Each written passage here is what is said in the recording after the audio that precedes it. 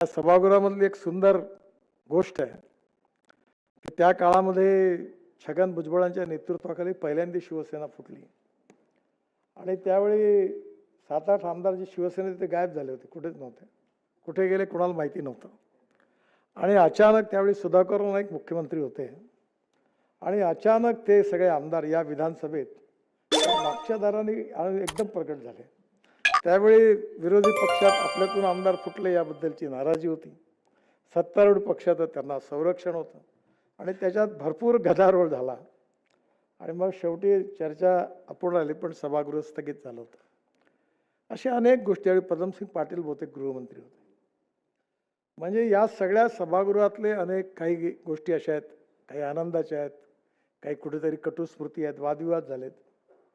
पण एक गोष्ट मात्र महाराष्ट्राची विशेषता आहे आणि तुम्हालाही महाराष्ट्रात राहून कधीच लक्षात येणार नाही. मी जेव्हा लोकसभेमध्ये होतो तेव्हा मनोहर जोशींचा एक सत्कार झाला. त्यावेळी शरद पवार साहेबांना आम्ही सगळे एकत्रित मुंबईला होतो. तर मुलायम सिंग यादव ते आता वारलेत, मोठे नेते होते. ते मला म्हणाले, नितिन तुम मनोहर जोशी के सत्कार में तुम और शरद पवार साथ में थे? बोला हाँ. बोले आपके यहाँ ऐसा होता है? बोला हाँ होता है. बोले कैसे होता है? बोला हमारे अच्छे संबंध है, राजनीति अपने पास है, मैं अपनी पार्टी और विचारधारा छोड़ता नहीं, वो अपनी छोड़ते नहीं, उनको जो करना है वो करते, मुझे करना है वो मैं करता हूँ. दोनों की मर्यादा भी स्पष्ट है, पर व्यक्तिगत संबंध कभी बुरे नहीं होते, दुश्मनी नहीं होती, अच्छे संबंध रहते. आणि त्यांना याचं आश्चर्य वाटलं. आणि म्हणून मला 2 गोष्टी आठवतात की आपल्या महाराष्ट्रातली सगळ्यात मोठी संसदीय परंपरा चांगली होती, ज्याच्यात यशवंतराव चव्हाणांपासून त्यानंतर वसंतदादा पाटील, शरद पवार साहेब आणि सुधाकरराव नाईक आणि मनोहर जोशी या 5ही मुख्यमंत्र्यांच्या काळामध्ये मी बघितलं की विरोधी पक्ष आणि सत्तारूढ पक्षामधले जे संबंध होते ते खऱ्या अर्थाने लोकशाहीत काम करणाऱ्या प्रत्येक आमदाराकरता आदर्श होते. त्या संबंधात कटुता नव्हती कुठेही आणि आजही तशीच चांगली स्थिती आहे. पण त्या काळामध्ये जी प्रथा परंपरा महाराष्ट्राने प्रस्थापित केली, ही तुम्हाला आश्चर्य वाटेल, ही प्रथा आज देशातल्या अनेक राज्यात नाही आहे. मी राजस्थानच्या विधानमंडळाच्या शताब्दी महोत्सवाला गेलो होतो आणि त्यावेळी मला स्पीकर म्हणाले की आज तुम्ही आले फार चांगलं झालं. म्हटलं का? म्हणजे आज पहिल्यांदा सर्व पक्षाचे लोक आणि सगळे मंत्री एका दिवशी सभागृहात उपस्थित आहेत. म्हणजे हा आला तर तो नाही आला, तो आला तर तो नाही आला. पण या लोकशाहीच्या ज्या श्रेष्ठ परंपरा होत्या त्याचं पालन आपल्या विधिमंडळाने केलं, विधिमंडळाच्या सदस्यांनी केलं आणि त्यांनी खऱ्या अर्थाने लोकशाहीचा एक उत्तम आदर्श प्रस्थापित केला. आणि त्यामुळे तेव्हापासून ही प्रथा सुरू झाली की जी भविष्यातली पिढी आहे तिचं जर प्रशिक्षण चांगलं व्हायचं असेल तर आपल्याला खऱ्या अर्थाने राष्ट्रकुल संसदीय मंडळाच्या मार्फत त्या सगळ्यांच्या प्रशिक्षणाची व्यवस्था केली पाहिजे. आणि त्यातून मग हे शाळेतले महाविद्यालयातले मुलं या ठिकाणी यायला लागली आणि मग त्या ठिकाणची अनेक इतिहास भाषणं, प्रश्नोत्तरं खूप काही शिकायला मिळतं. मी एका पत्रकाराला, मोठ्या पत्रकाराला गमतीने विचारलं की तुम्ही पत्रकार आहात, चांगला प्रश्न विचारा, पण तुम्ही क्रिमिनल लॉयर नाही आहात. एखाद्याला अपमानित कसं करता येईल, त्याला खाली कसं दाखवता येईल असे प्रश्न विचारून तुम्हाला वाटत असेल तुम्ही खूप मोठं काम करता, पण तुमची पब्लिक इमेज बिघडणार. कोणाच्या दोषावर बोट ठेवून त्याच्या जखमेवर बीट चढून त्याला अपमानित करणं आणि क्रिमिनल लॉयरसारखे प्रश्न विचारणं ही काही पत्रकारिता नाही आहे. तसं विधानमंडळामध्ये देखील अतिशय कठोरपणे आपले शब्द वापरत असताना त्यामध्ये जखम होता कामा नये, रक्त निघता कामा नये, पण प्रहार मात्र उत्तम झाला पाहिजे, हेही एक कौशल्य होतं. आणि या सभागृहाने ते कौशल्य पाळलं. विरोधी विठ्ठलराव हांडे त्यावेळी आमच्यावेळी विरोधी पक्षनेते होते, दिवा पाटील सभागृहामध्ये होते, बी.टी. देशमुख होते, प्रमोद नवलकर होते, मनोहर जोशी त्यावेळी होते, सुधीर जोशी होते, अण्णा डांगे होते आणि या सगळ्या काळामध्ये बी.टी. देशमुख होते. आणि या सगळ्यांच्या काळामध्ये मला आठवतं आपले जळगावचे मराठी कवी नागो महानोर ते आपले सदस्य होते.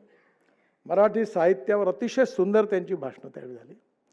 खरं म्हणजे हा एक खूप मोठ्या विचारांचा ठेवा आहे.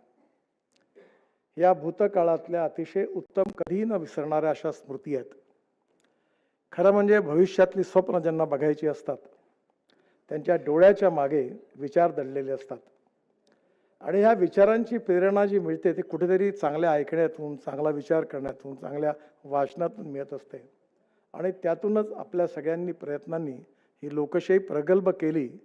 ती परंपरा या सभागृहाला प्राप्त झाली. मला एवढंच आहे की त्या सभागृहातला एक छोटा सदस्य म्हणून मला राहण्याची संधी मिळाली, काम करण्याची संधी मिळाली. मला याचा खूप आनंद आहे. मधल्या काळामध्ये मी लोकसभेत असताना 1-2 वर्षापूर्वी माझ्या खात्यावर चर्चा झाली. त्यावेळी लोकसभा मी नव्हतो तिथे उपस्थित. त्यावेळी नागपूरला छोट्या मोठ्या कामे शुक्रवार, शनिवार, रविवार की नागपूरला येतो. तर त्यावेळी मला ओम बिर्ला साहेबांचा फोन आला आणि ते मला म्हणाले, तुम्ही कुठे आहात? तुमच्या खात्यावर चर्चा सुरू आहे आणि तुम्ही नाही आहे इथे नितीनजी. म्हटलं नाही. तर म्हटलं ते राज्यमंत्री उत्तर देतील. म्हणे हर व्यक्ति तुम्हारे प्रति इतना अच्छा बोल रहा है और आप सभागृह में नहीं, मुझे अच्छा नहीं लगता, मुझे लगता आपने आना चाहिए. मी लगेच कार्यक्रम सोडून दुपारच्या विमानाने दिल्लीला गेलो. 2 दिवस होतो. 79 सदस्य बोलले आणि त्यावेळी ते मला असं सदस्य बोलताना सगळे बोलले. सोनिया गांधी, राहुल गांधीपासून तर आपल्या सगळे बोलले, सगळ्या पक्षातले कम्युनिस्ट बोलले, सगळे झाले. तर सगळे सदस्य बोलल्यावर प्रत्येकाने मला धन्यवाद दिले आणि आभार मानले आणि अभिनंदन केलं. ते मला म्हणाले की हा आता लोकसभेचा रेकॉर्ड झाला. तर मी म्हटलं साहेब, हा लोकसभेचा रेकॉर्ड जो आहे हा जरी असला तरी मी ज्या विधानमंडळात शिकलो आणि ज्यांच्या मार्गदर्शनाखाली शिकलो त्या सगळ्या ज्येष्ठ लोकांचं मार्गदर्शन जे आहे, त्या काळातलं वातावरण आहे, त्या काळातलं प्रशिक्षण आहे, ही माझी प्रेरणा आहे की ज्याच्यामुळे मला इथे काही कॉन्ट्रीब्यूट करता आलं. असं तुम्ही जर म्हणत असाल तर श्रेय त्याला. असं हे लोकशाहीचं मंदिर, सभागृह, त्याचं पावित्र्य, त्याचं श्रेष्ठत्व आणि आपल्या विचाराची प्रगल्भता आणि लोकशाहीमध्ये गुणात्मक परिवर्तन करण्याची आपल्या सगळ्यांच्या मनामध्ये असणारी इच्छाशक्ती, त्याच्या आधारावर हा विचार संग्रह भाषण रूपाने संकलित केला आहे सभापतींनी. त्यांना मनापासून मी धन्यवाद देतो. मला दरवेळेला इच्छा असते की आपल्या सगळ्यांशी भेटावं, यावं, पण नेमकं तुमचं अधिवेशन ज्यावेळी असतं त्याच वेळी पार्लमेंट सुरू असते. त्यामुळे मी नेमका दिल्लीमध्ये असतो आणि त्यामुळे भेटण्याची संधी मिळत नाही. पण आदरणीय शिंदेसाहेबांनी, निलमताईंनी मला आज ही संधी उपलब्ध करून दिली की आज पुन्हा एकदा जुन्या लोकांचं दर्शन घेण्याची संधी मिळाली. पुन्हा एकदा या सभागृहात आल्यानंतर जुन्या स्मृतींच्या आठवणी पुन्हा एकदा त्या सगळ्या आठवल्या आणि पुन्हा एकदा, कारण इतिहास जो असतो हा भूतकाळातला इतिहास याकरता महत्त्वाचा असतो की वर्तमान काळात भूतकाळातला इतिहास जर आपण नीट आठवला तर भविष्य काळात काम करण्याची उत्तम प्रेरणा मिळते. हेच त्या इतिहासाच्या मागे असतं.